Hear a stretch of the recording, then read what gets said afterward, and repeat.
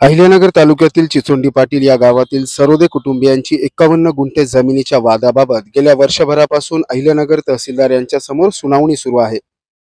सर्व पुरावे सादर करून आणि सुनावणी होऊन देखील तहसीलदार निकाल देत नसल्याने संबंधित सरोदे कुटुंबियांनी चिचोंडी पाटील येथील सरपंच शरद पवार यांच्या सोबत गुरु मेंढरा सहित तहसील कार्यालयात घुसून ठिय्या आंदोलन केलंय। मेंढर गुरु घेऊन तहसील कार्यालयात आंदोलन करण्यात आल्याने एकच गोंधळ उडाला होता।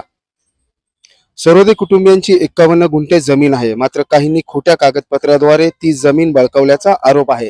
या संदर्भात गेल्या वर्षभरापासून तहसीलदार यांच्या समोर सुनावणी सुरू होती, मात्र याबाबत सुनावण्या संपून देखील तहसीलदार निकाल देत नसल्याने मेंढरासहित हे आंदोलन करण्यात आले आहे। तर निकाल देत आज मोजे चिचोंडी पाटील तालुका जिल्हा अहिल्यानगर येथे चिचोंडी पाटील येथील कौसाबाई मारुती सरोदे या धनगर समाजातील या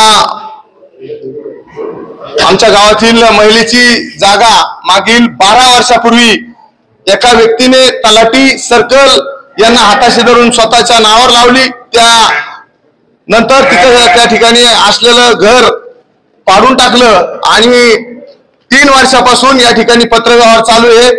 8 महिन्यापासून तहसीलदार साहेबांसमोर सुनावणी झाली आणि 2 महिन्यापासून सदर केस या ठिकाणी निकालावर बंद केली, तरी सुद्धा तहसीलदार साहेब या ठिकाणी निकाल देत नाही। त्यामुळे आज कौसाबाई सरोदे, सूर्यवान सरोदे आणि सरोदे परिवार आणि आमचे गावातील पदाधिकारी या ठिकाणी त्यांच्या या ठिकाणी आंदोलन केलेलं आहे आणि हे आंदोलन जोपर्यंत तहसीलदार साहेब न्याय देत नाही तोपर्यंत आम्ही आंदोलन या ठिकाणी सोडणार नाहीत।